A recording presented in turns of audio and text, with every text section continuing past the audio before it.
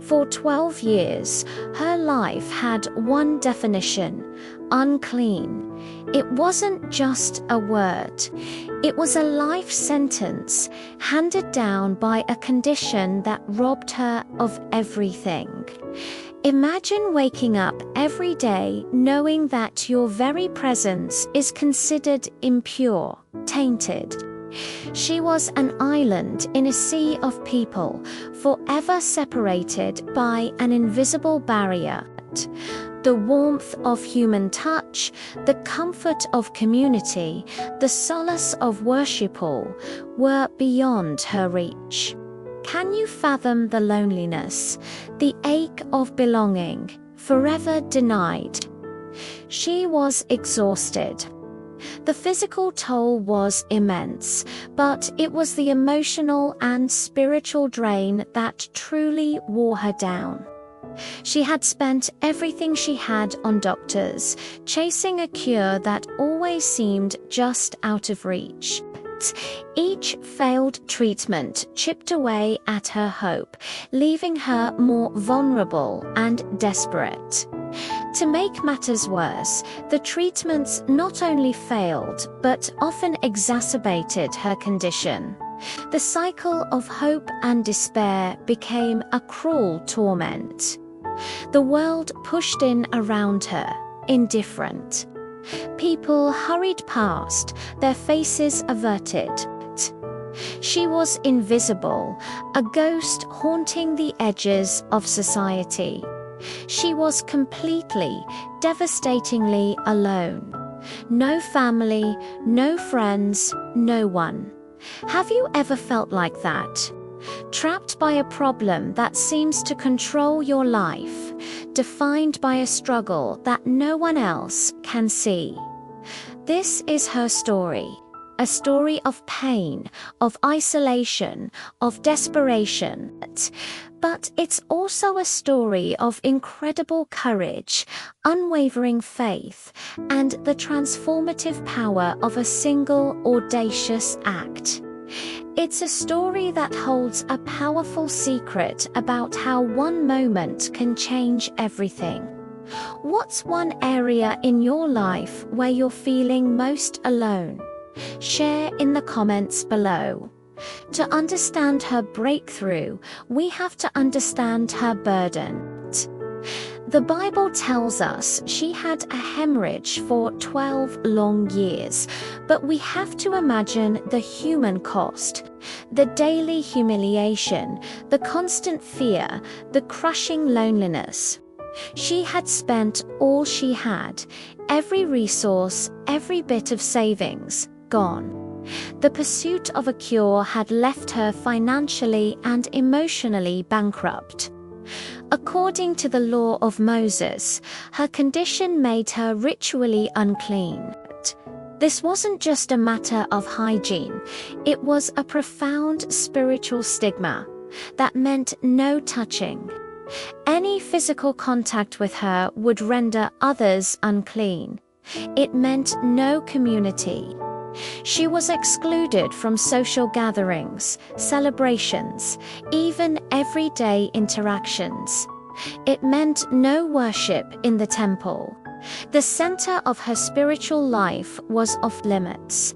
For 12 years, she lived in a prison of isolation and shame. The scripture says she suffered a great deal. That's an understatement.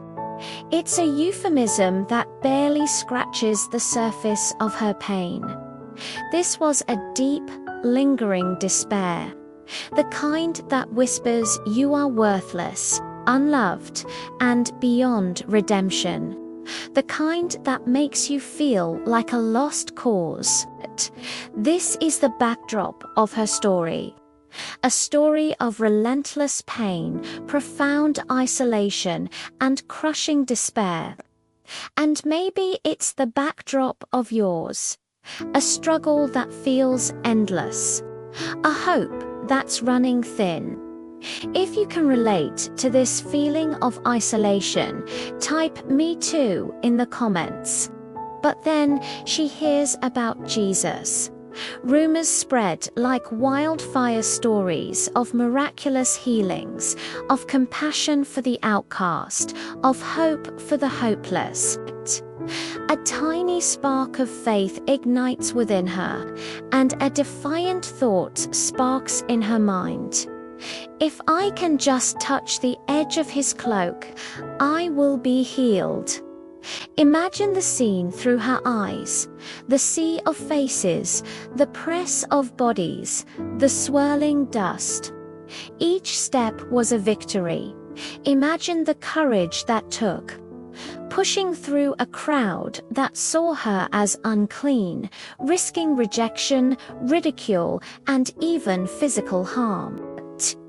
She was risking everything for one desperate touch. Her entire future hinged on this one audacious act. She didn't need a long conversation.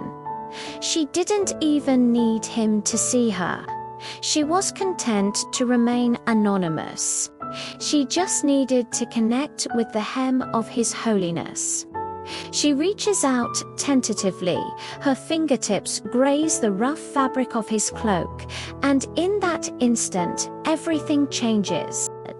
Instantly, she feels it. A surge of energy, a wave of relief. The bleeding stops. The years of suffering, the weight of isolation, the burden of shame all begin to lift. After 12 years, it's over. Freedom at last. What's your hem of holiness?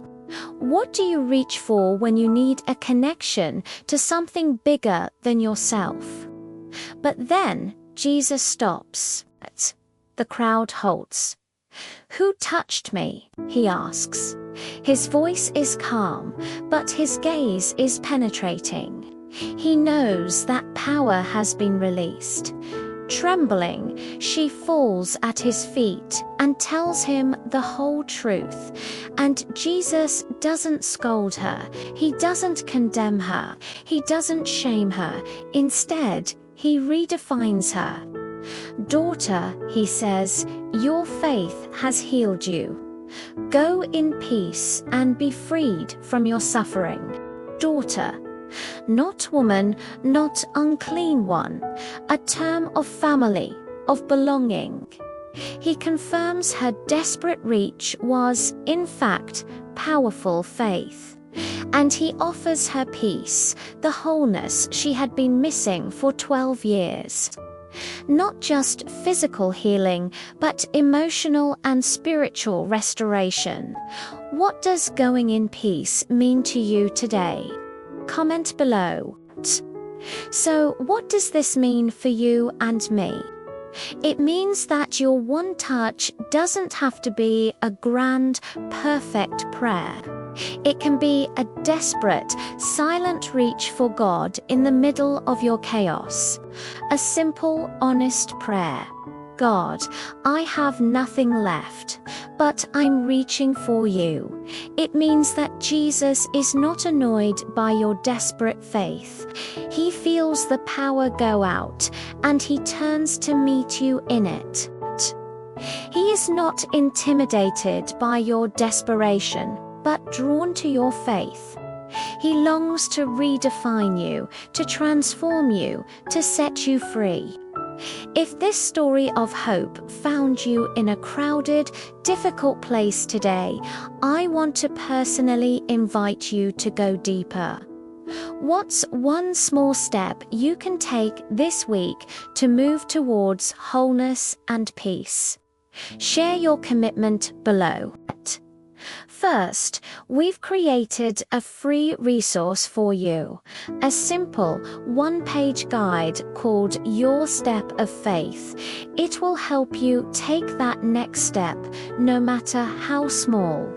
The link is in the description below. And second, if you're new here, consider subscribing to Bible Time Adventures. We are a community that explores these timeless stories not as ancient history, but as a source of present hope. Your subscription helps you find courage and purpose in your own story. Thank you for joining us. May this story inspire you to reach out, to believe, and to experience the transformative power of a single touch.